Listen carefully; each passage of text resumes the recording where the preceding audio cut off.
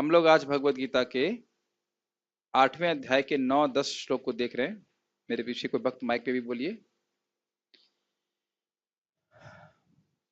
कविम पुराणम अनुशासितारम कविं पुराणम् अनुशासितारम् अणोरणीयां स्मनुरस्मरेद्यः। अनोरणीयां सनुस्मरेत् यः। एक चीज हम लोग जब संस्कृत के श्लोक बोल रहे हैं, आपको ध्यान देना होगा कि जैसे आप देखिए यहाँ पे एक शब्द है परस्तात, है ना, और है सर्वस्य।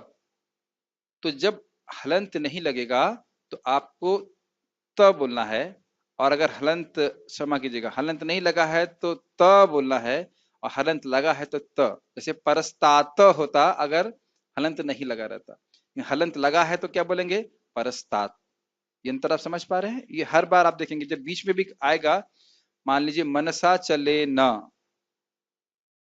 वैसे तो ना में कभी हलंत लगता नहीं है, मैं जब तक सही बोल रहा हूं, लेकिन जहां कभी जैसे दिव्यम, अगर माँ में हलंत नहीं लिखा होता तो क्या बोलते? दिव्यमा, दिव्यमा। लेकिन दिव्यम है क्योंकि इसमें हलंत लगा है, तो इस प्रकार से उच्चारण करना। अब समझ पा रहे हैं मैं क्या कह रहा हूं? फिर से बोलते हैं, परस्तात हो जाता अगर इसमें हलंत नहीं लगता, लेकिन इसमें है परस्तात। समझ पा रहे हैं? वो आ नहीं रहेगा। फिर से बोलते हैं, यस, हाँ, ठीक है, हलन का ध्यान रखिएगा। कविम पुराणम अनुशासितारम कविं पुराणम् अनुशासितारम् अणो। अच्छा, एक आपने ध्यान दिया इसमें हम माँ क्यों नहीं बोल रहे हैं? क्योंकि माँ के बाद हलंत है, उसके बाद अ है, तो जुड़ करके वो माँ दिख रहा है लेकिन उसमें हलंत लगा हुआ है। फिर से बोलते हैं, कैसे पता चला? संधि विच्छेद करेंगे तो समझ में आ जाएगा। कविम पुराणम अनुशासितारम कविं पुराणम् अनुशासितारम् अणोरणीयां स्मनरस्मरेद्यः। अनोरणीयां समनुस्मरेद्य। सर्वस्य धातारमचिन्त्य रूपम् सर्वस्य धातारमचिन्त्यरूपम् आदित्यवर्णं तमसः परस्तात्। आदित्यवर्णं तमसा परस्तात्। प्रयाणकाले मनसा चलेना प्रयाणकाले मनसा चलेन भक्त्या युक्तो योगबलेन चैव। भक्त्या युक्तो योगबलेन चैव। भ्रुवोर्मध्ये प्राणमावेश्य सम्यक् भ्रुवोर्मध्ये प्राणमावेश्य सम्यक् सतं परं पुरुषमुपैति दिव्यम्। सतं परं पुरुषमुपैति दिव्यम्। तो पिछले श्लोक में, यानी कि 8वें श्लोक में भगवान ने कहा था माम अनुचिंतन, मेरा चिंतन करो। तो किस रूप का चिंतन करो वे 9वें श्लोक में बता रहे हैं। और 10, 11, 12 और 13 कितना हो गया? 10, 11, 12, 13, 13 और 9 तो हो गए 5। 9, 10, 11, 12, 13 में किस प्रकार से एक योग मिश्रित भक्त, मतलब भक्ति तो करता है लेकिन वह अष्टांग योग का सहारा लेकर के अपने ध्यान, मन को भगवान पे ध्यान केंद्रित करने का प्रयास करता है। समझ में आ रहा है? योग मिश्रित भक्ति केवल भक्ति का वह आश्रय नहीं ले रहा। हम भगवान की भक्ति करते हैं अनन्य भाव से, तो उसमें साधन भी भक्ति है और लक्ष्य भी भक्ति है, और वह भक्ति प्रेम जनित करके अपने आप ही मन को भगवान की तरफ मोड़ देती। उसके लिए अलग से हम प्रयास नहीं करते। ये बात समझ में आ रही है? यहाँ पे जो योग मिश्रित भक्त है वह भक्ति के संग कुछ योग का सम्मिश्रण भी करता है, अष्टांग योग का। वे आप देखने वाले हो। तो 9वें अध्याय को, 9वें श्लोक को मैं वर्णन इसलिए नहीं करूंगा क्योंकि अभी टीका में क्लियर हो जाएगा कि किस प्रकार से भगवान के जो गुणों का वर्णन है, कि वो कवि हैं, पुराण है, अनुशासितारम है, उनका वर्णन अपने आप ही टीका में आ जाएगा, तो उसको हम वहीं देख लेंगे। और 10वें में क्या अर्थ है? प्रयाण काले मनसा चलेना, मृत्यु के समय अपने मन को अचलेना, मन को अचल भाव से भक्ति के द्वारा, भक्ति से युक्त होकर योग बल से, भक्ति के द्वारा और योग बल से युक्त होकर के भ्रुवोर मध्य, भ्रुव मतलब भवों के मध्य में, प्राणमावेश सम्यक, प्राण को ऊपर उठाते हुए व्यक्ति को मन को फिक्स करना होता है। सतम परम पुरुषम प्रति दिव्यम, वह ऐसा योगी भगवान के पास जाता है। अब बहुत ध्यान पूर्वक सुनिएगा, जो व्यक्ति योग मिश्रित भक्ति करता है वह भगवान कृष्ण के पास नहीं जाता है, गोलोक नहीं जाता है, वह वैकुंठ जाता है, लेकिन वहां पे भगवान के ऐश्वर्य रूप का ही वह अनुभव करता है। भगवान से जो 4 प्रकार के रस हैं उनको वह सिद्ध नहीं कर पाता है। ये टीका में भी आप देखेंगे। ये बात समझ में आ रही है? जिसने अनन्य भक्ति नहीं करी है, शुद्धा भक्ति नहीं करी है, वह भगवान के पास इस प्रकार की दिव्य सेवा जो 4 रसों में की जाती है वह प्राप्त नहीं कर सकता। लेकिन वैकुंठ जा सकता है, इसमें कोई संदेह नहीं, जैसे कि यहाँ भगवान बता रहे हैं। तो किस प्रकार का साधन का अवलंबन कर रहा है उसके अनुसार उसको आगे साध्य प्राप्त होता है। क्या ये बात समझ में आ रही है? अनन्य भक्ति के द्वारा ही भगवान कृष्ण को पूरी तरह समझा जाता है। ये श्लोक इस अध्याय में बात चलेंगी, आगे भी जब ये बात आएंगी तो याद रखिएगा। जब वो बोला जाता है कि किस समय मरता है, कहां जाता है, वह अनन्य भक्तों के लिए नहीं है, वह इस प्रकार से योग मिश्रित भक्तों के लिए है। जो और इस प्रकार से प्रभुपाद जी कहते हैं, जब वो योग में सिद्ध हो जाता है तो वह संयमित कर सकता है, नियंत्रण कर सकता है कि कब वो मरेगा।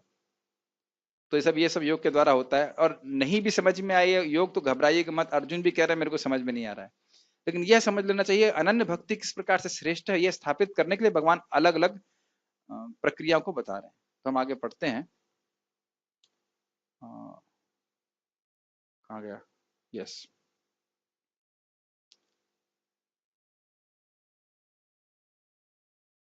मनुष्य को चाहिए कि परम पुरुष का ध्यान सर्वज्ञ, पुरातन, नियंता, लघुतम से भी लघुतर, प्रत्येक के पालन करता, समस्त भौतिक बुद्धि से परे, अचिंत्य तथा नित्य पुरुष के रूप में करे। वे सूर्य की भांति तेजवान हैं और इस भौतिक प्रकृति से परे दिव्य रूप हैं। इन सब शब्दों के बड़े अच्छे अच्छे अर्थ हैं कि सूर्य के समान प्रकाशवान है, तो उसका अर्थ क्या है उसको भी टीका में पढ़ेंगे। मृत्यु के समय जो व्यक्ति अपने प्राण को भवों के मध्य स्थिर कर लेता है और योग शक्ति के द्वारा अविचलित मन से पूर्ण भक्ति के साथ परमेश्वर के स्मरण में अपने को लगाता है, वह निश्चित रूप से भगवान को प्राप्त होता है। कौन से भगवान के रूप को? वैकुंठ के ऐश्वर्यशाली रूप को भगवान के प्राप्त करता है। गीता भूषण टीका। योग के अभ्यास के बिना चेतना का अनन्यगामी होना बहुत कठिन है। इससे पहले क्या श्लोक हमने सीखा था? अभ्यास योग युक्तेना चेतसा न अन्यगामिना। तो अभ्यास की आवश्यकता, अभ्यास का अर्थ क्या था? भगवान की स्मरण आवृत्ति रूपी अभ्यास, बार बार बार बार बार बार भगवान का स्मरण करना। याद आ रहा है ये बात? ये सब भूल गए? याद है? तो यह क्यों कहा गया था? क्योंकि इसके बिना जो मन अविद्या से ग्रसित है वह भगवान का स्मरण मृत्यु के समय नहीं कर सकता। ठीक है। मैं एक भक्त से भी चर्चा कर रहा था कि हम लोग सोच भी नहीं सकेंगे और मरने का समय आ जाएगा।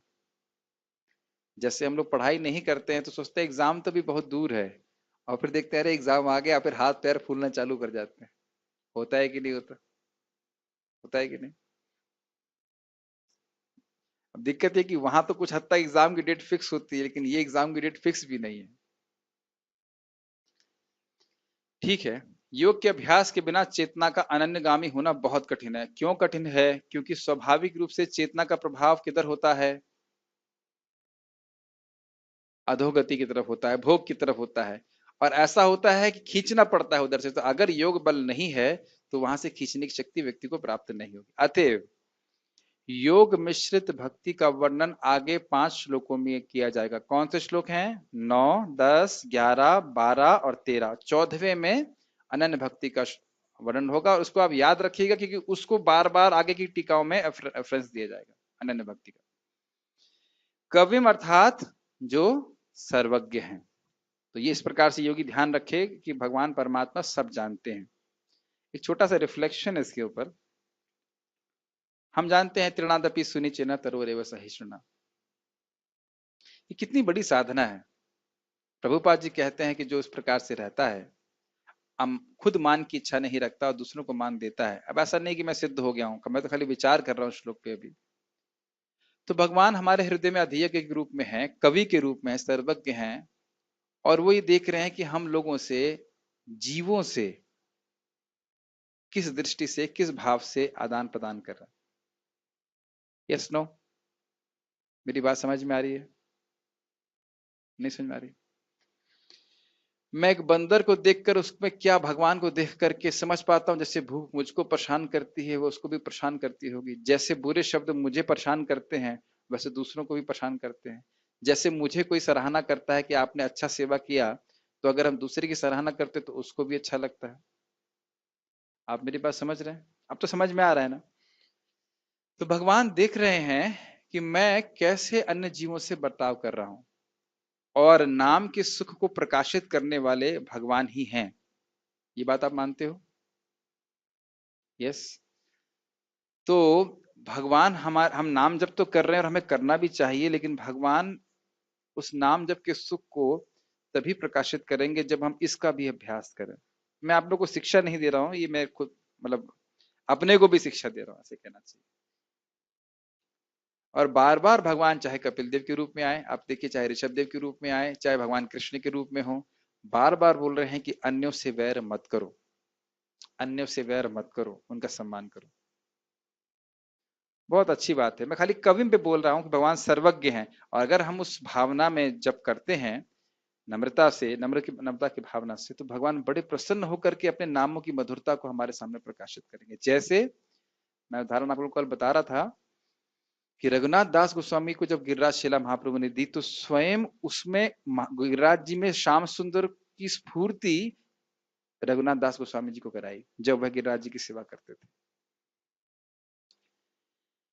तो इस प्रकार से मतलब अगर जप करना कठिन लग रहा है, लगता है अगर, तो हमें विचार करना चाहिए कि क्या मैं कुछ नम्रता का अनुशीलन कर रहा हूं। अनुशीलन मतलब अभ्यास कर रहा हूं कि नहीं। अभ्यास करूंगा तो भगवान, भक्ति करने से भी अपने आप आती है और हमें खुद भी अभ्यास करना होगा। बहुत अच्छा बात है, वाणी से भी किसी को उद्वेग न दें, इसका अभ्यास करें ना, बहुत अच्छा होगा। मैं बार बार महाराज जी से सुना, इस बात को मेरे मन से जा नहीं रही है। प्रभुपाद जी से किसी ने पूछा, आपका हर कोई व्यक्ति आदर क्यों करता है? तो प्रभुपाद जी ने कहा, क्योंकि मैं सबका आदर करता हूँ, और ये शुद्ध भक्त का लक्षण है कि सबसे प्रेम करते हैं, इसलिए सब लोग कोई उनसे प्रेम करते हैं। हमारे अंदर गुण नहीं है, लेकिन ये गुण है बहुत सुंदर, isn't it? खैर, भगवान कवि हैं। अनुशासितारम अर्थात जो रघुनाथ आदि के रूप में हितोपदेश नहीं होना चाहिए, हितोपदेश देते हैं, मतलब बताते हैं। जैसे भगवान श्री राम ने शिक्षा क्या दी मुझे ये पता नहीं, भगवान ने कोई शिक्षा भी दी है क्या अलग से? हाँ हाँ, ओके ओके, गुड। अपने आचरण से सिखाया उनने कि किस प्रकार से व्यक्ति को मर्यादा का पालन करना चाहिए। महाप्रभु महाप्रभु ने भी सिखाया किस प्रकार से सन्यासी की मर्यादा का पालन करना चाहिए, भक्त की मर्यादा क्या होती है, ये सब सिखाया उन्होंने। अणोर अणियांश, अर्थ अणु मतलब बहुत छोटे हैं, छोटे से भी छोटे, अर्थात जो जीव से भी सूक्ष्म हैं और जीव में भी प्रवेश करने की शक्ति से युक्त हैं। श्रुति भी कहती है, अंतः प्रविष्ट शास्ता जनानाम, वे अंतःकरण में प्रवेश करके लोगों को शिक्षा देते हैं। अंतःकरण में प्रवेश करके शिक्षा देते हैं अर्थात सारा ज्ञान भगवान ही स्फुरित कराते हैं। जैसे आज सुबह के प्रवचन में प्रभु जी ने जिस प्रकार से, यदि कोई प्रभुपाद जी से पूछे तो ये कहेंगे, तो मैंने प्रभु जी को पूछा, प्रभु जी आइडिया को कहाँ से आया, ऐसा तो हमने कभी सुना नहीं है, बहुत अच्छा लगा। तो बोले आचार्य लोग ऐसा करते हैं, तो मैंने भी किया। तो मैं तुरंत जब वो प्रवचन कर रहे थे, तभी मैं सोच रहा था ये भगवान कुछ स्पेशल आइडिया दिए प्रभु जी को उस प्रकार से प्रेरणा देने के लिए। एकदम स्पष्ट दिखता है कि ये भगवान सबको प्रेरणा दे रहे हैं। बहुत अच्छा लगा इस प्रकार से। तो हम ये देख रहे हैं कि सभी में भगवान, इसीलिए मैं फिर से रिपीट करूंगा प्रभुपाद जी की प्रार्थना कि भगवान आप मेरे हृदय में हैं, मुझे प्रेरणा दीजिए कि मैं हमेशा आपके नामों का जप कर सकूं। मतलब नाम में इस प्रकार का रस प्रकट कीजिए ताकि मैं आपका हमेशा नाम का उच्चारण कर सकूं। यद्यपि वह अणु हैं, फिर भी वह सर्वव्यापी हैं, इसलिए कह रहे हैं सर्वस्य धातारम, अर्थात सारे विश्व को वह अपने में धारण करते हैं। जैसे आप लोग इस रूम में बैठे हैं, और रूम भी तो आप लोग के अंदर है ना। अब समझ में आया अलग बात क्या हो रही है? एक तरफ बोल रहे हैं अणु से भी छोटे हैं, और दूसरी तरफ कह रहे हैं पूरे विश्व को धारण करने वाले हैं। तो यह उनकी अचिंत्य शक्ति है। परंतु यह कैसे संभव है? अरे भाई, कोई छोटा से छोटा है तो पूरे जगत को कैसे धारण कर सकता है? तो उस पे कह रहे हैं कि अचिंत्य रूपम, अर्थात उनका रूप अचिंत्य है। आपको याद है मैंने एक बार बताया था कि भगवान का रूप असीमित हो सकता है, इसमें अचिंत्यता क्या है, किसी को याद आ रहा है? भगवान का रूप असीमित है, इसमें विरोधाभास क्या है? तथाकथित विरोधाभास क्या है, किसी को याद है? माइक पे बताइए, माइक पीछे रखा है आपने। क्योंकि यही बात यहाँ पे भी आ रही है। हाँ नहीं होता। हाँ, असीमित होते हुए सीमित है वो। असीमित होते हुए भी सीमित प्रतीत हो रहा है। हाँ तो बताइए इसका अर्थ क्या है? देखिए मैंने समझाया था कि हारमोनियम का एक रूप है क्योंकि इसकी एक परिधि, एक सीमा है। अब याद आ गया? अगर कोई वस्तु असीमित होगी तो उसका रूप नहीं होना चाहिए, लेकिन यह किसके ऊपर लागू होता है? भौतिक रूप के ऊपर। लेकिन भगवान का रूप क्या भौतिक है? नहीं, इसलिए छोटे से छोटे भी हैं, उनके परिणाम परिमाण भी है, जैसे हमने बात किया था अंगूठे के साइज के बराबर हमारे हृदय में है, और पूरे विश्व के धातारम भी हैं, धारण करने वाले भी हैं, असीमित भी हैं।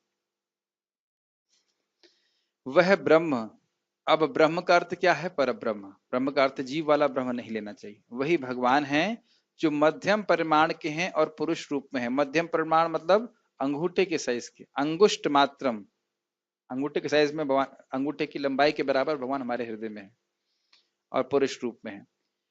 इस श्लोक में यह भी कहा गया कि वह परमाणु से भी छोटे हैं, अतएव भगवान सबसे छोटे भी हैं। साथ ही इस यानी कि किसी भी वस्तु में भगवान से ज्यादा कुछ नहीं है, छोटेपन में या बड़ेपन में कोई भगवान से बढ़कर नहीं। साथ ही यह इस श्लोक में यह भी कहा गया कि वे अंदर, अपने अंदर पूरे विश्व को धारण किए हुए हैं, अतएव वह सबसे बड़े भी हैं। इसमें युक्ति का अवकाश नहीं है। ये समझ में आई लाइन? इसका अर्थ क्या होता है? युक्ति अवकाश मत अर्थात इसमें कोई लॉजिक नहीं लगा सकते आप, भौतिक लॉजिक नहीं लगा सकते कि कोई वस्तु अगर बहुत छोटी है तो वह सबसे बड़ी कैसे हो सकती है, उसको वह किस क्यों नहीं लगा सकते? क्योंकि यह वस्तुएं, यह लॉजिक जो है वह भौतिक वस्तु के रूप पर आरोपित किया जा सकता है, लागू होता है, लेकिन आध्यात्मिक वस्तु आध्यात्मिक रूप पे आरोपित नहीं होता है। ये बहुत सुंदर अर्थ है। देखिए, भगवान स्वयं प्रकाशवान है, आदित्य वर्णम अर्थात सूर्य के समान वह स्वयं को और अन्यों को प्रकाशित करते हैं। कितना सुंदर अर्थ है ना? आप लोगों को पता नहीं इसमें कुछ सुंदर लग रहा है कि नहीं लग रहा है, लेकिन अगर आप विचार करें कि भगवान सूर्य को कोई प्रकाश देता है और वह सबको प्रकाश देते हैं, और आप जानते हैं कि एकदम गुप्त अंधेरा हो तो ना हम सूर्य को देख सकेंगे ना हम स्वयं को देख सकेंगे, ठीक है? लेकिन जब सूर्य उदित हो जाता है तो हम सूर्य को भी देख लेते हैं और स्वयं को भी देख लेते हैं। यस, समझ में आ रहा है? ये बहुत कठिन, ठीक है? तो जब व्यक्ति को भगवान का साक्षात्कार होता है भक्ति के माध्यम से, तो वह भगवान का भी अनुभव करता है और स्वयं का भी अनुभव करता है। तो इसलिए यहाँ पे आदित्य वर्णम कहा गया। समझ में आ रहा है आदित्य वर्णम क्या? ठीक है। भगवान चैतन्य महाप्रभु के वर्ण संबंध में कौन सा वर्णम कहते हैं? कृष्ण वर्णम तो सा कृष्णम, हाँ, गौर वर्ण भी कहते हैं, ठीक। तमसः परस्तात अर्थात माया कभी भी उनको स्पर्श नहीं कर सकती है, वह मायातीत हैं। जैसे देखिए, आदित्य वर्णम तमसः परस्तात, कितना सुंदर है। जिस प्रकार से सूर्य कभी भी अंधकार के द्वारा ग्रसा नहीं जा सकता, तमो ग्रस ग्रस, हमारे प्रभु जी ने आज बताया था, क्या था वो? नवः तेजस तेजसे, और उसके बाद तमो ग्रस ग्रस। बहुत सुंदर था कि तेज के भी तेज हैं। सूर्य का तेज कहाँ से आता है? ब्रह्म से, जो भगवान की प्रभा है। तो जिस प्रकार सूर्य थोड़ा सा भी उदित होता है तो करोड़ों करोड़ों दूर का अंधकार नष्ट कर देता है, उसी प्रकार से माया भगवान से हमेशा दूर रहती है। महाराज इस संबंध में धारण बता रहे थे कि भगवान कुछ चीजों में लाचार हैं। किसमें लाचार हैं? माइक पे बताइए, माइक पे बताइए, अच्छा है, इनको याद है। यस, भगवान अगर दुखी होना चाहिए दुखी नहीं हो हाँ, सकते। कभी कभी लोग प्रश्न करते हैं, अरे भगवान के भक्त, या भक्त नहीं कहना चाहिए, या लोग जो हैं, जीव हैं, भगवान का बच्चे हैं और कोरोना से मर रहे हैं और भगवान मुस्कुरा रहे हैं। लेकिन भगवान क्या करें? भगवान चाहे भी तो है दुखी नहीं हो सकते। रोए भगवान आपकी, भाई ये क्यों कर रहे हैं? भगवान आनंद स्वरूप हैं, कभी वो दुखी हो ही नहीं सकते, कभी नहीं। जैसे उदाहरण बताइए, कंप्लीट कीजिए उदाहरण। जैसे बोलिए बोलिए बोलिए, घबरा क्यों रहे? हाँ, सूर्य, यस। जैसे सूर्य कभी अंधेरा, करोड़ों साल से अंधेरा है एक रूम में। ना ना ना ना ना ना ना। अच्छा, सूरज अंधकार के दर्शन नहीं कर सकता। हाँ और जैसे अरे लक्ष्मी जी, आप ऐसे बता रहे हो मुझे पहले से पता, ऐसे बताइए कि मुझको नहीं पता है। हाँ लक्ष्मी जी कभी निर्धनता का दर्शन नहीं कर सकती। हाँ, जैसे लक्ष्मी जी कभी निर्धनता का दर्शन नहीं कर सकती। और एग्जाम्पल, सरस्वती जी कभी वो नहीं हो सकती, बुद्धि हाँ सरस्वती जी कभी मूर्ख नहीं हो सकती। और सूरज कभी अंधकार में अंधकार का देख सकते। स्पर्श नहीं कर सकता, इसलिए इसी प्रकार से माया देवी कभी भगवान को स्पर्श नहीं कर सकती, वो दूर रहती हैं उनसे। छाये वयस्य विवनानि बिभर्ति दुर्गा। ठीक है, माया को बनाने वाला माया से परे होता है, यानी कि जेल बनाने वाला जो राजा है वह जेल में नहीं जाता है। जो ऐसे व्यक्ति का सदा स्मरण करता है वह उन भगवान को प्राप्त हो जाता है। इस श्लोक की आखिरी पंक्ति अगले श्लोक की अगली पंक्ति से जुड़ती है, मतलब 10वें में जुड़ रही है।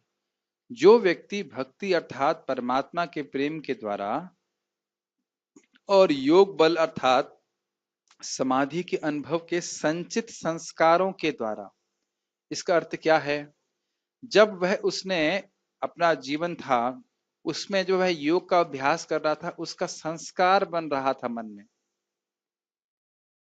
बहुत ध्यान पूर्वक सुनिए, नहीं तो ये बात समझ में नहीं आएगी, ये थोड़ा कठिन है, थोड़ा समझिए इस बात को। जिस जैसे जैसे वह योग का अभ्यास कर रहा है उसकी अविद्या का नाश हो रहा है और योग का संस्कार मन में बन रहा है। क्या आप लोगों को अनुभव होता है कि भक्ति करने से कुछ कुछ अंधकार नष्ट हुआ है हृदय का और भक्ति करने का संस्कार मन में आया है? समझ में आ रहा है? यही भक्ति करते रहेंगे जैसे जैसे, तो क्या भक्ति का संस्कार बढ़ता जाएगा कि नहीं, और अविद्या क्रमशः कम होती जाएगी कि नहीं? मैं योग के संबंध में नहीं बोल रहा हूँ, योग और भक्ति को एकदम ऐसे क्या कहते हैं मैपिंग कर रहा हूँ। जैसे हम लोग रोज अभ्यास करते हैं तो मंगल आरती जाना आसान हो जाता है, जप करना आसान होता है, भागवत क्लास में बैठना आसान हो जाता है, संस्कार बन जाते हैं और साथ साथ गंदगी साफ होती जा रही है। Does it make sense? उसी प्रकार से जो एक योग का अभ्यास करके भक्ति कर रहा है, भक्ति भी कर रहा है, भगवान पे ध्यान कर रहा है, लेकिन योगाभ्यास कर रहा है, तो वह संचित संस्कार, संचित संस्कार मतलब एक्यूमुलेटेड इंप्रेशंस, इकट्ठे हुए संस्कार एकदम चुप हो जाते हैं। तो मुझे लग रहा है जैसे मैं सार्वभौम भट्टाचार्य की तरह बोल रहा हूं और आप लोग महाप्रभु की तरह सुन रहे हैं। शब्द समझ में आ रहे हैं? हाँ, इकट्ठे होते जा रहे हैं। अच्छा, के द्वारा अपने प्राण को आज्ञा चक्र में स्थित करते हुए, आज्ञा चक्र होता है यहाँ पे भवों के बीच में, एकाग्र मन से उन भगवान का अपनी मृत्यु के समय स्मरण करता है तो वह उन भगवान को प्राप्त कर जाता है। एक छोटी सी सच्ची घटना बताऊंगा। नारायण, उनका पूरा नाम याद नहीं आ रहा, तब मैं यहाँ पे स्टूडेंट के रूप में आया था 2004 में। तो नारायण महाराज थे उनके, नारायण गौड़िया मठ वाले नहीं, इस्कॉन के नारायण महाराज, नाम नहीं आ रहा उनका पूरा नाम क्या था, बीच में नारायण आता है, उनकी समाधि यहाँ पे, क्या नाम है उनका? हाँ, नहीं नारायण महाराज एक इस्कॉन के सन्यासी थे, यहाँ पे उनकी समाधि है अभी, खैर जो भी है, नाम उनका याद नहीं आ रहा मुझे पूरा। तो उनके बारे में रमाकांत प्रभु बता रहे थे कि उन्होंने अपने आंखों से देखा, सबके सामने देखा कि महाराज का पहले पांव ठंडा होना चालू हो गया, फिर यहाँ ठंड मतलब घुटने तक आया ठंडा, फिर ऊपर तक ठंडा, फिर और ठंडा, और शरीर छोड़ दिया। कहते मैं अपनी आंखों से देखा, मेरे सामने, आप पूछ लीजिएगा रमाकांत प्रभु जो बता रहे थे। भक्त इस प्रकार से शक्ति से युक्त हो सकते हैं। और एक सॉल्टेड ब्रेड आप पुस्तक पढ़ेंगे, उसमें भी भक्त को बहुत परेशान किया था, तो उसकी पीठ भी तोड़ दी थी, लेकिन उसने शरीर जेल में कैसे त्यागा, पद्मासन लगाया, एकदम आंखें बंद करी, मुस्कुराया, मुस्कुराते मुस्कुराते शरीर छोड़ दिया, जबकि कोई योगी नहीं था वो। अद्भुत है, भक्त लोग के पास भी ऐसी शक्ति मृत्यु के समय आ सकती है कि भगवान पे ध्यान केंद्रित करके भगवान को छोड़ दे, शरीर छोड़ दे, सॉरी, भगवान को नहीं छोड़े। तात्पर्य, यस प्रभु कुछ कहना चाहते हैं? माइक पे बोलिए, माइक दीजिए इनको। तो देखिए एक छोटी सी बात कहना चाहता हूं। जब विश्वामित्र जी दशरथ जी के पास गए थे, कुछ लोगों को पता होगा शायद ये बात, भगवान श्री राम को लेके जाने के लिए जंगल में, तो दशरथ जी ने एक प्रश्न किया था, किसी को पता है वो प्रश्न? आपका जन्म मृत्यु पे जय का प्रोग्राम कैसे चल रहा है? कितनी मात्रा में आप जन्म मृत्यु के चक्र को जीत चुके हैं? ये मुख्य प्रश्न होता है। एक और प्राय लोग क्या पूछते हैं, हाउ आर यू, आप कैसे हो, हाँ खाना पीना सही चल रहा है कि नहीं। लेकिन उनका प्रश्न बहुत अच्छा था। एक आध्यात्मिकवादी व्यक्ति से ही पूछना चाहिए कि भजन कैसे चल रहा है, क्या आप जन्म मृत्यु के चक्र पे विजय प्राप्त करने के लिए कितनी प्रगति कर ली है। ये बहुत सीरियस बात है, बहुत सीरियस बात है। दोबारा माँ के गर्भ में जाना इस ये बहुत अच्छी, बिल्कुल अच्छी बात नहीं है। अब भगवान की इच्छा होगी तो आगे की बात है, लेकिन हमें बहुत सीरियस होना चाहिए। कुछ आप पूछ रहे थे, उत्तर मुझे याद नहीं लेकिन ये प्रश्न बहुत अच्छा था, बहुत पहले मैंने पढ़ा था इसको। हाँ, तो ये आप माया देवी के बारे में अभी बता रहे थे थोड़ा देर हम पहले। भगवान के बारे में बता रहे थे कि माया से दूर हैं, फिर भी हाँ। मतलब माया देवी का कोई आध्यात्मिक स्वरूप होगा, उनका प्रभाव भगवान से दूर रहता होगा कि वो आध्यात्मिक दृष्टि से तो कहीं ना कहीं भगवान के पास रहती होगी, क्योंकि वो भी तो नहीं भक्त है। नहीं, भगवान से, भगवान के जगत में, भगवान के धाम में माया बिल्कुल नहीं रहती। नयत्र माया ऐसे करके श्लोक भागवत का है। माइक क्यों बोली, माइक तो पास में है। श्लोक पूरा याद नहीं है। नयत्र माया पहले श्लोक से भी आता है, धामना स्वेन सदा निरस्त हाँ, कुहकम। धामना स्वेन सदा निरस्त कुहकम। कुहकम मतलब एक कपटम माया को दूर से ही निरस्त करते हैं अपने धाम में रह करके। भगवान इस प्रकार से अंधकार को माया, सूरज सूर्यदेव दूर से ही निरस्त कर देते हैं। माया कभी भगवान को स्पर्श नहीं कर सकती। माया का मतलब है महामाया, दुर्गा देवी। योग माया तो भगवान की लीला शक्ति संपादन करती है, वो एक अलग बात है। भगवान की अंतरंग शक्ति। यस प्रभु। हाँ, हमने पहले स्कंद में सुना था कि वो वेदव्यास जी को भगवान का दर्शन होता है, भगवान उसके बगल में माया देवी रहती है। बगल मतलब दूर, बगल में नहीं कि साइड में खड़ी हुई पत्नी की तरह, और उनके आश्रय में है। माया तद उपाश्रय ऐसे करके श्लोक है। भगवान के विरुद्ध नहीं चलती, भगवान की इच्छा से चलती है। छाएव यस्य भुवनानि विभर्ति दुर्गा, एक श्लोक है, मुझे भी याद नहीं है, लेकिन माया जो है विलज्ज माना, ये शब्द उसमें आता है। आप वेदावेस में सर्च कर सकते हैं कि भगवान के सामने आने में माया देवी बहुत लज्जित महसूस करती है। ठीक है, तात्पर्य को पढ़िए। कौन पढ़िए, शास्त्री जी पढ़ना चाहेंगे? पार्थ प्रभु किसी इनको बोल देंगे, थोड़ा शांति बनाए रखें।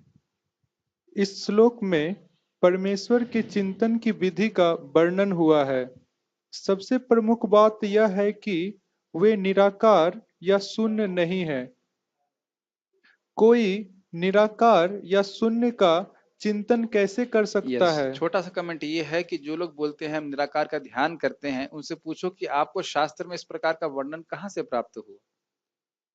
ब्रह्म का ध्यान कर सकते हैं, इसका वर्णन अभी गीता में आने वाला है, लेकिन भगवान निराकार हैं ऐसा वर्णन कहीं पे शास्त्र में नहीं आया। भगवान निराकार नहीं, भगवान का एक निराकार स्वरूप है ब्रह्म, लेकिन भगवान निराकार नहीं। ये सब इसीलिए है क्योंकि इन सब शब्दों का स्पष्ट रूप से वर्णन नहीं होता है। नहीं तो प्राय भगवान का वर्णन क्या करते हैं, भ मतलब भूमि और ग मतलब कुछ ऐसे करके वर्णन करते हैं और सोचते हैं ये भगवान है। पढ़िए। यह अत्यंत कठिन है, किंतु कृष्ण के चिंतन की विधि अत्यंत सुगम है और तथ्य रूप में यहाँ वर्णित है। पहली बात तो यह है कि भगवान पुरुष हैं। हम राम तथा कृष्ण को पुरुष रूप में सोचते हैं। चाहे कोई राम का चिंतन करे या कृष्ण का, वे जिस तरह के हैं उसका वर्णन भगवत गीता के इस श्लोक में किया गया है। भगवान कवि हैं, अर्थात वे भूत, वर्तमान तथा भविष्य के ज्ञाता हैं। सर्वज्ञ। यस। अतः वे सब कुछ जानने वाले हैं। वे प्राचीनतम पुरुष हैं, क्योंकि वे समस्त वस्तुओं के उद्गम है। प्रत्येक वस्तु उन्हीं से उत्पन्न है। एक छोटा सा कमेंट ये है, हर वस्तु उनकी है। इसमें क्या स्पेशल लगा आपको? बात बहुत छोटी सी है, हर वस्तु उनकी है। हम भी उनके। माइक के बताइए। हाँ, हम भी उनके हैं। यस, मतलब इसका क्या है, कुछ परपट दीजिए इसके ऊपर। हर वस्तु उनकी है तो सभी चीज उनकी सेवा के लिए use होना यस, चाहिए। बात हम उसको हजारों बार सुन चुके हैं, लेकिन क्या, कितना अप्लाई करना चाहते हैं। मेरी जीभ किसकी है? भगवान की है। जैसे पेटेंट है ना, तो हर इंद्रिय का पेटेंट भगवान के ही पास। हर इंद्रिय का प्रयोग हमेशा भगवान की ही सेवा के लिए होना चाहिए। हमेशा, हमेशा मतलब ऑलवेज। पढ़िए। वे ब्रह्म के परम नियंता भी हैं। वे ब्रह्मांड के होना चाहिए ना। हाँ सॉरी, ब्रह्मांड के परम नियंता भी हैं। वे मनुष्यों के पालक तथा शिक्षक हैं। वे अणु से भी सूक्ष्म है। ये सब जीवात शब्दों के अर्थ आप समझ चुके हो ना, अनुशासित आरंभ, मैं इसको रिपीट नहीं कर रहा। हाँ जी। जीवात्मा बाल के अग्रभाग के 10,000वें अंश के बराबर है, किंतु भगवान अचिंत रूप से इतने लघु हैं कि वे इस अणु के भी हृदय में प्रविष्ट रहते हैं। पढ़िए पढ़िए, तो हम सब चर्चा कर चुके हैं। यस। इसलिए वे लघुतम से भी लघुतर कहलाते हैं। परमेश्वर के रूप में प्रभुपाद जी एक अच्छी बात बोलते हैं। कहते हैं कि भगवान, कोई व्यक्ति कह रहा है भगवान मंदिर में कैसे छोटे रूप में आ गए, कैसे भगवान हो सकते हैं? तो प्रभुपाद जी उत्तर दिए कि देखो, भगवान छोटे से विग्रह के रूप में आए हैं ताकि तुम्हारी सेवा को स्वीकार करें। अगर विराट रूप में आ जाते तो तुम क्या कपड़ा पहनाते, कहाँ से शुरू करते कि कहाँ से इनको धोती पहनाओ? तो इसलिए भगवान छोटे रूप में आए हैं, लड्डू गोपाल या कृष्ण बलराम या गौर निताई जी के रूप में, ताकि आप उनकी सेवा कर सके। बहुत ध्यान पूर्वक सुनिए कि भगवान अपने विग्रह के रूप में आते हैं अपने को असहाय अवस्था में प्रस्तुत करने के लिए। समझ में आ रहा है?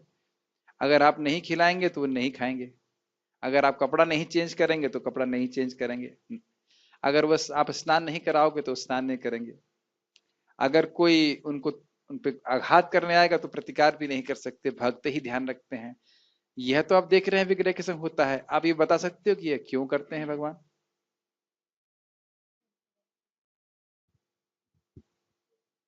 क्योंकि उनके भक्त उनके प्रति प्रेम उत्पन्न हो सके। यस, ताकि भक्तों का प्रेम हो सके। जैसे मैं इंडोनेशिया गया था, तो वहां पे भूकंप आया, तो वहां के जो हेड पुजारी हैं उनको विग्रह से बहुत प्रेम है। तुरंत वो मंदिर में गए और घबरा रहे थे, मतलब कुछ कर नहीं सकते लेकिन घबरा रहे थे, अरे क्या हो जाएगा, कृष्ण को क्या हो जाएगा, इस प्रकार से। वो भूकंप कौन दे रहा है? कृष्ण स्वयं दे रहे हैं। कृष्ण की इच्छा के बिना भूकंप नहीं आ सकता। लेकिन भक्त का भाव है कृष्ण को क्या हो जाएगा, कृष्ण को क्या हो जाएगा, इस प्रकार से। जैसे माता यशोदा का चिंता थी ना, क्या था? उत्पात आश्रित संकित करके था ना, जब वो वासुदेव जी से मिल करके नंद महाराज आ रहे होते हैं और वसुदेव कहते हैं आप यहाँ मथुरा में मत रहिए, जल्दी चले जाइए, ब्रज में कुछ ना कुछ उत्पात हो रहा होगा। तो वो घबरा रहे थे। क्या है? हरिम जगाम शरणम उत्पातागम शंकित। जब प्रेम होता है किसी व्यक्ति से तो हमेशा आशंका रहती कि कुछ गड़बड़ ना हो जाए, कुछ अनिष्ट ना हो जाए। तो भगवान अपने को इस प्रकार से जानबूझकर असहाय अवस्था में रखते हैं ताकि भक्त भगवान की सेवा कर सके। मैं खाली ये बोल रहा था कि लघु से भी लघुतर होकर भगवान इस जगत में भी विग्रह के रूप में आते हैं, उनकी सेवा कर सके। तो भगवान बड़े से भी बड़े हैं और छोटे से छोटे से भी हैं। इतने छोटे भी हैं कि आपके डब्बे में बंद कर दें उसको, शालिग्राम के रूप में। छोटे से शालिग्राम में आप उनको स्नान करा दीजिए और बंद कर दीजिए डब्बे में। ये बृहद भागवतामृत में एक ब्राह्मण देखता है कि एक ब्राह्मण ने शालिग्राम की सेवा किया फिर डब्बे में बंद कर दिया, तो उससे बड़ा दुख हुआ। कहता अरे भगवान जो जगत के ब्रह्मांड के पति हैं उनको आपने डब्बे में बंद कर दिया। तो कहते अरे मैं गरीब ब्राह्मण हूं, मैं दिन भर कैसे भोग लगाऊंगा, सेवा करूंगा, ऐसे करके वो बोलते हैं। बहुत बहुत प्रेम में आदान प्रदान है इस प्रकार से। यस। परमेश्वर के रूप में वे परमाणु में तथा लघुतम के भी हृदय में प्रवेश कर सकते हैं और परमात्मा रूप में उसका नियंत्रण करते हैं। इतना लघु होते हुए भी वे सर्वव्यापी हैं और सबों का पालन करने वाले हैं। इन सब शब्दों की हमने चर्चा कर ली। यस। उनके द्वारा इन लोकों का धारण होता है। प्रायः हम आश्चर्य करते हैं कि ये विशाल लोक किस प्रकार वायु में तैर रहे हैं। हाँ, ये एक अच्छी बात है। जब गुरुत्वाकर्षण का विज्ञान या लॉ को क्या बोलते हैं, ग्रेविटेशनल लॉ में लॉ को क्या बोलेंगे, नियम। जब गुरुत्वाकर्षण का नियम न्यूटन ने नहीं ढूंढा था तब क्या सेब नीचे नहीं गिर रहे थे? तो गुरुत्वाकर्षण का नियम किसका है? भगवान का।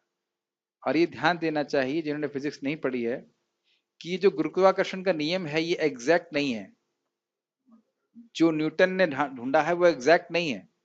पढ़े हैं आप लोग उसको, G m1m2/r², जो जानता है फिजिक्स, ये एग्जैक्ट नहीं है। लेकिन अगर मैं ये कहूं कि गुरुत्वाकर्षण का नियम एकदम एग्जैक्ट है तो आप मानेंगे? मैंने थोड़ा गलत बोल गया, फॉर्मूला एग्जैक्ट नहीं है ये कहना चाहिए। G m1m2 हाँ ये सही बोल रहे हैं, जी की वैल्यू सही को पता नहीं है कि ठीक से। लेकिन यदि कोई कहे कि गुरुत्वाकर्षण का नियम एकदम सही है, एकदम एग्जैक्ट है, तो आप मानेंगे? मेरा प्रश्न समझ में आ रहा है? हाँ, नहीं तो पृथ्वी की जिस नियम से चल रही थी वो कहीं और भाग जाएगी। मगर वैदिक गति के अनुसार संकर्षण के कारण से हो रहा है। तो मैं वही बोल रहा हूँ कि संकर्षण देव जो है, जो शक्ति से धारण किए हैं, वो बिल्कुल एग्जैक्ट है कि नहीं? भाई नियम अपने आप में कुछ नहीं होता है, वो शक्ति कहीं से, शक्तिमान से आ रही है ना, है कि नहीं? तो ये बात है। आपको एक कोई कथा सुना सकते हैं, वो न्यूटन वाली कथा, इस संबंध में बहुत सुंदर बात है, आपको याद है? यस, ये तो हम लोग उसमें पढ़ते ही हैं, डिस्कवर योरसेल्फ। एक एक न्यूटन का दोस्त आया था उनसे मिलने के लिए, और तो उसने सौर मंडल का, सूर्यमंडल का वो मॉडल बनाया था। हाँ, सूर्य मंडल का मॉडल बनाया। तो उस व्यक्ति ने कहा कि ये कितना सुंदर मॉडल है, ये किसने बनाया? तो न्यूटन ने कहा ये अपने आप ही आ गया। तो कहा अरे आप मजाक करने के लिए सुबह सुबह मैं ही मिला हूं, ये इतना सुंदर मॉडल अपने आप कैसे आ सकता है? तो उन्होंने कहा कितने आश्चर्य की बात है कि यह मॉडल जिसमें छोटे छोटे, एक मतलब कह सकते हैं एक मॉडल प्रमाण छोटे छोटे ग्रह हैं, इसमें कोई जीवन नहीं है, पानी नहीं है, कुछ भी नहीं है, कोरोना भी नहीं है, बीमारी भी नहीं है, कोई लोग नहीं है, उनको आप कह रहे हो कि ये किसी ने बनाया है? अपने आप नहीं आ सकता, और पूरा जगत जो है वो बिना किसी के बनाए ही आ गया। तो न्यूटन आस्तिक वैज्ञानिक थे, विज्ञान देख करके बस समझ पा रहे थे कि भगवान है। यहाँ ये बात हो रही है, प्रभुपाद बता रहे हैं कि विशाल लोग किस प्रकार से वायु में तैर रहे हैं, धारण कर रहे हैं भगवान। पढ़िए। यहाँ यह बताया गया है कि परमेश्वर अपनी अचिंत शक्ति द्वारा इन समस्त विशाल लोकों तथा आकाश गंगाओं को धारण किए हुए हैं। इस प्रसंग में अचिंत शब्द अत्यंत सार्थक है। ईश्वर की शक्ति हमारी कल्पना या विचार शक्ति के परे है, इसीलिए अचिंत कहलाती है। हाँ, तब याद आ रहा है ना अचिंत हमने क्यों समझाया था? किस संबंध में मैंने अचिंत का वर्णन किया था? भगवान छोटे से भी छोटे हैं, फिर भी पूरे जगत को धारण किए हुए हैं। उसी प्रकार से भगवान अपनी अचिंत शक्ति से, अतः श्री कृष्ण नामादि न भवेद ग्राह्यम इंद्रिये सेवोन्मुखे जीवदौ स्वयमेव स्फुरत अधा। टीका बाई अनंत कृष्ण प्रभु, समझाइए। स्वयं स्फूर्ति होता। जब हम लोग टंग से मतलब भगवान के नाम आदि, मतलब भगवान की सेवा करते हैं, मतलब भगवान का नाम लेते हैं, तो भगवान की कृपा से वो नाम अपने आप वो स्फुरित होता है। ये समझ में आ रहा है? जैसे आप हरे कृष्णा बोलते हो, ये हरे कृष्णा ये पूर्णतः आध्यात्मिक शब्द है। आपने कई बार सुना होगा, कोई नई बात नहीं लग रही होगी, लेकिन हरे कृष्णा ये भगवान की स्वरूप शक्ति से प्रकट हो रहा है। ये सब अभी टीका में एकदम स्पष्ट होने वाला है। भक्ति स्वरूप शक्ति की वृत्ति है, ठीक है ना? यह है भौतिक क्रिया बिल्कुल भी नहीं है। तो जब मेरी इच्छा होती है, when I become inclined so that the name should come on my tongue, that Krishna appears in the form of his holy name on my tongue. जब मैं, अब inclined को क्या बोलेंगे? जब मेरी इच्छा होती है, अगर कहें मेरी प्रवृत्ति होती है कि मैं चाहता, झुकाव होता है कि भगवान का नाम मेरी जीभ पे आ जाए, तो भगवान का नाम मेरी जीभ को पकड़ लेता है। ये बात बहुत सिंपल लगती है, लेकिन इसका एप्लीकेशन क्या है? बड़े ही मनोयोग से भगवान का नाम जप करना चाहिए। भगवान अचिंत शक्ति से भगवान आ रहे हैं। अब इसको और खोल के समझाएं। आपको याद है मैंने सिखाया था परा, पश्यंती, मध्यमा और वैखरी। वैखरी शब्द जो है वो जो आप मेरे वाणी से सुन रहे हैं, और परा जो है बहुत सूक्ष्म होता है। तो परा वाक शुद्ध आध्यात्मिक शब्द होता है। उस रूप में भगवान प्रवेश करते हैं हमारे एकदम नीचे वाले चक्र, क्यों क्या नाम था उसका, मणिपुर कहते हैं? नहीं, मणिपुर नहीं, उसके नीचे होता है, एकदम रीढ़ की हड्डी के नीचे वाले भाग में वो चक्र कहते हैं, उसका नाम भूल रहा हूं मैं भी, मूलाधार चक्र। मूलाधार चक्र से क्या शब्द यूज किया था मैंने अभी, कौन सा नाम था वो, नहीं, पश्यंती, परावाक यानी परा शब्द के रूप में वो प्रवेश करते हैं और फिर उसके बाद वैखरी के रूप में वो उपस्थित होते हैं। तो ये शुद्ध करने वाला है। मुझे समझ मैं खाली इसलिए बोल रहा हूं कि इसको सामान्य बात ना समझिएगा, नहीं समझ पा रहे हैं, लेकिन हरे कृष्णा साक्षात कृष्ण है। जब भक्ति में आगे बढ़ते चले जाएंगे तो हम समझ पाएंगे अपने आप। जैसे नाम आदित्य वर्ण, भगवान कृष्ण आदित्य के समान है, ऐसे नाम भी आदित्य के समान है। ये हमारे हृदय में उदित होकर के जैसे जैसे अज्ञान को नष्ट करते चले जाएंगे, वैसे वैसे हम भगवान के नाम की महिमा को समझ पाएंगे। वेद इस बात को बोलता है कि नाम, हे भगवान, आपके नाम को हम पूर्णतः नहीं समझ सकते, थोड़ी थोड़ी महिमा समझें और बार बार उच्चारण करेंगे तो आपकी कृपा से हम आपको समझ पाएंगे। ये पूरी तरह से, इसमें कोई संदेह नहीं करना चाहिए। हम नहीं समझ पा रहे हैं, ये हमारी अयोग्यता है, और उस अयोग्यता को दूर करने के लिए भगवान का नाम जप करते रहना चाहिए। धीरे धीरे उनकी कृपा से हम समझ पाएंगे। कुछ प्रश्न करना चाहते हैं, माइक दीजिए। मैं अचिंत शक्ति पे बोल रहा हूँ, अचिंत बात ध्यान रखना चाहिए। जैसे भगवान भी अपने फोटो से अभिन्न है, अपने इसी प्रकार से भागवत से अभिन्न है, इसी प्रकार से नाम से भी अभिन्न है। यस, जब हम कोई भी वैखरी शब्द हमारे मुख से, वैखरी शब्द मुख से निकलता है, हाँ, निकलता है, तो वो सबसे पहले परा आध्यात्मिक रूप में हमारे मूलाधार चक्र में जाता है। हाँ, नहीं, देखिए पॉइंट ये है कि अगर वह शब्द भौतिक इच्छा से ना बोला गया हो तो, अच्छा। अगर भोग की इच्छा से बोला गया है तो फिर वह शुद्ध शब्द नहीं है। अभी तो, अब मैं कुछ और बोलूंगा तो बहुत हैवी हो जाएगा, लेकिन सुन ली इस बात को। यह चीज श्रीमद् भागवत में बताई गई है। नारद जी बताते हैं क्यों हमारा मन संयमित नहीं होता है।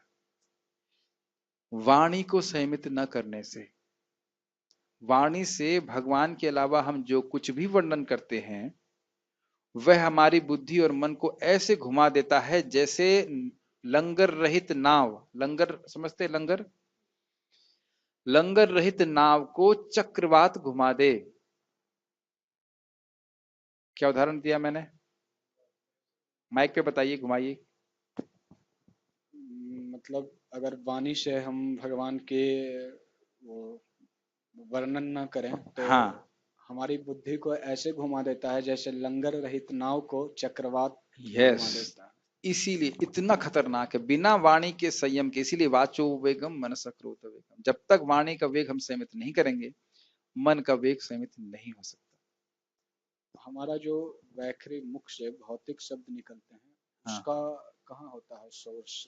उसका अब उस पर हम बहुत एनालिसिस करने की क्षमता मेरे पास भी नहीं है। इतना समझ लेना चाहिए कि हरे कृष्ण है वह शब्द पूरी तरह से आध्यात्मिक है। अपितु अगर इन भौतिक शब्दों में कदाचित हरि नाम मिला हुआ है तो यह भी शुद्ध करने वाले होते हैं। तद्वाग विसर्ग जनताग विप्लव यस्मिन् प्रतिश्लोकम अबद्धमत अपि नामानि अनंतस्य यशोंकतानि यत् शृण्वन्ति गायन्ति गणन्ति साधुः। कोई वाक्य है उसमें लिख दिया हरे कृष्णा, बहुत बढ़िया है, तो वैसे बढ़िया शब्द तो भौतिक है, लेकिन हरे कृष्ण उसमें है तो वह भी शुद्ध करने वाला हो जाता है। मैं खाली इस बात पे बोल रहा हूँ कि हमारे लिए अचिंत है, और इसको हम तभी समझ पाएंगे जब हमारा हृदय पूरी तरह शुद्ध होगा, वह भी नाम की कृपा से होगा। पढ़िए। इस बात का खंडन कौन कर सकता है? वे भौतिक जगत में व्याप्त हैं, फिर भी इससे परे हैं।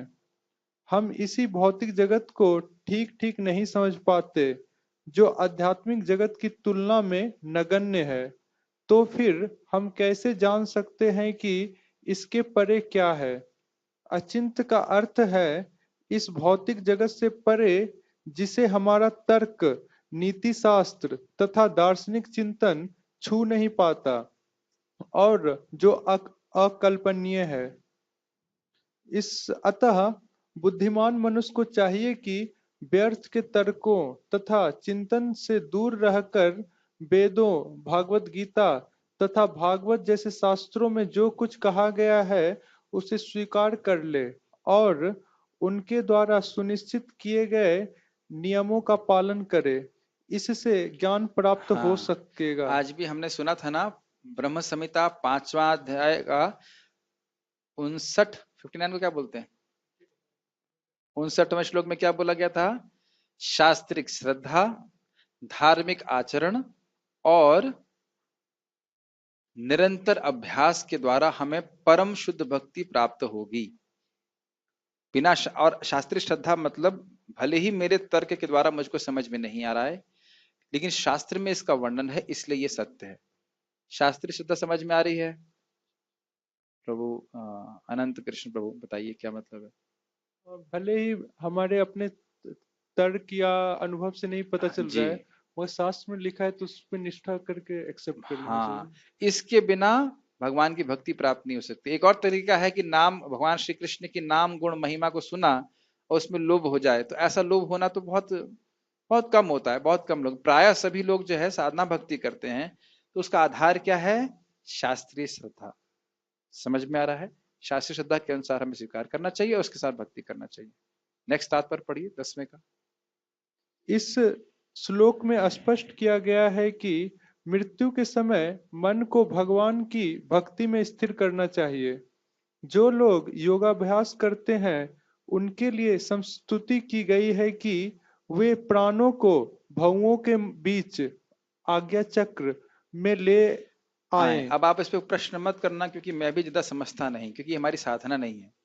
लेकिन इतना समझ लेना चाहिए, प्रभुपाद भी इसको समझा रहे हैं कि ये छठ चक्र योग कहलाता है। उसमें प्राण सीधे ऊपर उठाए जाते हैं, फिर यहाँ कौन सा ब्रह्मरंध्र में लेकर के ऊपर से फोड़ कर बाहर निकल जाते हैं, ऐसा भी होता है। अब ये इससे अधिक मुझे ज्यादा नहीं पता। यस, यहाँ पर षट चक्र योग के अभ्यास का प्रस्ताव है, जिसमें 6 चक्रों पर ध्यान लगाया जाता है, परंतु निरंतर कृष्ण भावनामृत में लीन रहने के कारण शुद्ध भक्त भगवत कृपा से मृत्यु के समय योगाभ्यास के बिना भगवान का स्मरण कर सकता है। इसकी व्याख्या 14वें श्लोक में की गई है। ये मैंने गलत तात्पर्य दोबारा लगा दिया इसमें। एक छोटी सी बात बोल के हम रुकेंगे। प्रभुपाद जी एक बात बहुत सुंदर कहते हैं कि जो व्यक्ति जगन्नाथ जी का रथ में उनके पीछे चलता है वह मुक्त हो जाता है। मतलब पीछे का मतलब अनुगामी होता है, ये शब्द शास्त्र की बात है। तो भक्त ने पूछा ऐसा कैसे हो सकता है? उन्होंने कहा कि जब कोई व्यक्ति मरता है तो उससे अपने पूरे जीवन का जो भी कुछ किया है वो याद आता है, एक पिक्चर की तरह। और जब वह देखेगा कि मैं जगन्नाथ जी के सामने खड़ा हूं और उनको देख रहा हूं, तो भगवान उसको फ्रीज कर देते हैं। मत्त स्मृतिर ज्ञानम अपोहनम च, और वो बड़ी आसानी से भगवान का स्मरण कर सकता है।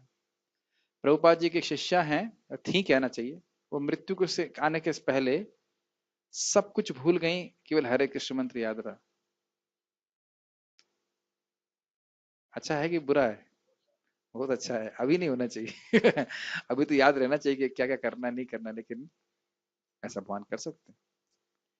एक और माता जी थी प्रभुपाद जी की शिष्या, उनको 1.5 साल पहले अपना स्वरूप मालूम चल गया कि वह यशोदा मैया की, और लाइक सीरियसली, ऐसा नहीं वो कोई सहजिया डिवोटी नहीं थी वो, कि यशोदा मैया की वो शिष्या हैं, सॉरी उनकी उनका रूप सेविका है। उनके पति पूछते तुम्हारी सेवा क्या है? कहती है मैं टिफिन बनाती हूँ कृष्ण के लिए। कहते कभी कपड़े भी साफ करती हूँ कृष्ण के लिए? नहीं नहीं, रोज नहीं, कभी कभी। तो आप लोगों को आश्चर्य लग रहा होगा, लेकिन गुरु महाराज से मैंने बोल रहे थे कि महान भक्त श्रील प्रभुपाद जी के सेवकों के सेवक को बहुत बड़ी साधना की आवश्यकता नहीं। जैसे श्रीवास ठाकुर जी के एक मुसलमान दर्जी थे, उनको ही चैतन्य महाप्रभु ने अपना कृष्ण साक्षात कृष्ण रूप दिखाया, और बोलता है देख ही लूं, बंगला में बोला कि मैंने देख लिया, मैंने देख लिया। तो इस प्रकार से हमारा बड़ा परम सौभाग्य है कि प्रभुपाद जी के हम सेवकों के सेवक के रूप में सेवा करने का प्रयास कर। कभी नहीं सोचना चाहिए कि 16 माला करके हम नहीं पहुंच सकेंगे। परम पूज्य जयपताका महाराज बोलते हैं कि जो कहता है कि 16 माला करके नहीं पहुंचेगा, उसकी गारंटी मैं नहीं ले सकता। समझ में आया? 16 माला करके कोई भगवान के 16 माला 4 नियम पालन करे और भगवत धाम नहीं पहुंचेगा, उसकी गारंटी मैं नहीं ले सकता, कोई अगर इस प्रकार का प्रचार कर रहा है। क्यों? क्योंकि श्रील प्रभुपाद जी ने इस बात को बोला है। ध्यान दीजिएगा इस बात को कि भगवान हमेशा अपने भक्तों की बात को सत्यापित करते हैं। जैसे कि आप वसुदेव दत्त नाम था ना, उनकी बात हो। मैं खाली बोल रहा हूं कि हमें बस ये देखना है कि हम प्रभुपाद जी की इच्छा को पूर्ण करे। एक और आपको सच्ची घटना बताना चाहता हूँ, प्रबोधानंद महाराज ने बताई थी। ऐसी घटना है कि आप आश्चर्यचकित हो जाएंगे। महाराज जी ऑफिस में आए, मुझे खुद बताए हैं इसलिए कोई इसमें कर्णपाठा वगैरह कुछ भी नहीं है। बोले कि जिस दिन अगले दिन मेरा सन्यास होना था, बहुत ध्यान पूर्वक सुनिए, महाराज खुद बोले अगले दिन मेरा सन्यास होना था और मैं फ्रस्ट्रेट था कि 24 साल हो गए कुछ हुआ नहीं। ऐसे महाराज ने बोला। आप पूछ लेना महाराज से जाकर, मैं रिकॉर्ड कर रहा हूँ, महाराज से पूछ लेना। 24 साल हो गए, मैं कुछ नहीं हुआ, मैं अब बाबा जी बन जाऊंगा या जो भी राधा कुंड चला जाऊंगा। बैग उनने पैक कर लिए थे और रात में प्रभुपाद जी स्वप्न में आए, उनको दिखाई पड़ रहे थे कि समाधि से बाहर निकल रहे हैं और अपने घर से बाहर निकल रहे हैं, और उन्होंने कहा कि तुम प्रचार करो, सब कुछ तुम्हें प्राप्त हो जाएगा। फिर अगले दिन महाराज ने संन्यास लिया और महाराज प्रचार कर रहे हैं। अर्थात ये प्रबोधानंद महाराज, साधु कृपा नाम बिना प्रेम नहीं हुए। प्रभुपाद की कृपा से हम सबको भगवत प्रेम प्राप्त हो सकता है। उनको प्रसन्न करने का हमें प्रयास करना चाहिए, और वही वो यही चाहते हैं। उनका एक बार भूरिजन प्रभु यहाँ प्रवचन कर रहे थे और उस समय नारायण महाराज जो गौड़ी मठ के थे, उनका स्मरण क्या होता है, दिवस होता है, स्मरण दिवस। तो उसमें वह बोलते बोलते एकदम फूट फूट के रोने लगे बच्चे की तरह, भूरिजन प्रभु। वो कह रहे थे कि नारायण महाराज प्रभुपाद के बारे में कहते थे कि प्रीचिंग वॉज हिज भजन। प्रभुपाद जी का भजन जो है वह प्रचार था। और ऐसे पता नहीं, मुझे आज तक समझ में नहीं आया कि क्यों रोए, ऐसे रो रहे थे जैसे बच्चे रोते ना, भू भू करके रोना चालू कर दिए। भूरिजन प्रभु कितने गंभीर वैष्णव है, मैं समझ ही नहीं पाया, एकदम रोना चालू कर दिए। फिर मैं तो एक छोटा सा शूद्र जीव, मैं थोड़ा अंदाजा लगा रहा था कि वो समझ सकते हैं कि किस प्रकार से प्रभुपाद जी ने अमेरिका जाकर के जो प्रचार किया, ऐसा कोई वैष्णव नहीं, ना कोई किया, ना भूतो ना भविष्य, कोई नहीं कर सकता। मैं खाली इसलिए बोल रहा हूँ कि मृत्यु से हमारा आसरा कौन है, पूर्ववर्ती आचार्य श्रील प्रभुपाद, उनको प्रसन्न करने का प्रयास करें। आप मेरी बात समझ पा रहे हैं? मैं ये खाली भाव ये कहना चाहता हूँ, उनकी कृपा से हम पार कर सकते हैं, भगवान के धाम जा सकते हैं। भले हम हमेशा ये मानूं कि चले कि हम अयोग्य हैं, बिल्कुल अयोग्य हैं। जैसे वो माता जी भी एक सामान्य डिवोटी थे, बिल्कुल सामान्य डिवोटी, अकस्मात प्रभुपाद की कृपा से। ऐसे परम पूज्य जयप्रताप महाराज भी यहाँ बता रहे थे बलराम हॉल में कि मेरे को एक विजन आया और मैंने देखा कि सारे मेरे जितने भी गुरु भाई गुरु बहन है वह सब स्वर्णिम शरीर से युक्त हैं बिल्कुल। फिर वो कह रहे हैं कि तुम भी आओ वापस, तुम भी आओ वापस। आप थे महाराज की क्लास में, इस प्रकार से बता रहे थे। बहुत सुंदर प्रवचन महाराज दिए और फिर वो विजन तिरोहित हो गया। और हम तो कल्पना नहीं, मैं बड़ा इच्छा हो रही है थोड़ा गीता के इस बारे में संबंध में है कि परम पूज्य जयप्रताप महाराज के बारे में प्रभुपाद जी ने जब उनको वीजा दिया जाने वाला था, तब बोला था कि ये गौरांग महाप्रभु के पार्षद हैं। तो किन लोगों का आश्रय हमने लिया है, इस मूवमेंट में कौन कौन लोग हैं, हम कल्पना नहीं कर सकते। तो हम खाली ये बोल रहे थे कि इसी बात में बोल रहा हूं कि ज्यादा योगाभ्यास कोई भी योगाभ्यास भक्ति के लिए करने की जरूरी नहीं है। हम भगवान का नाम जप करें, भक्ति करें और प्रभुपाद से बस यही प्रार्थना करें, भगवान से यही प्रार्थना करें कि अपने मन से, अपने वचनों से, अपने कर्मों से हम श्रील प्रभुपाद जी को, आपको जो बहुत प्रिय हैं, उनको हम प्रसन्न कर सकें। ये बात। कोई प्रश्न है? Stop here. श्रीमद् भगवद गीता की जय। श्रील प्रभुपाद की जय।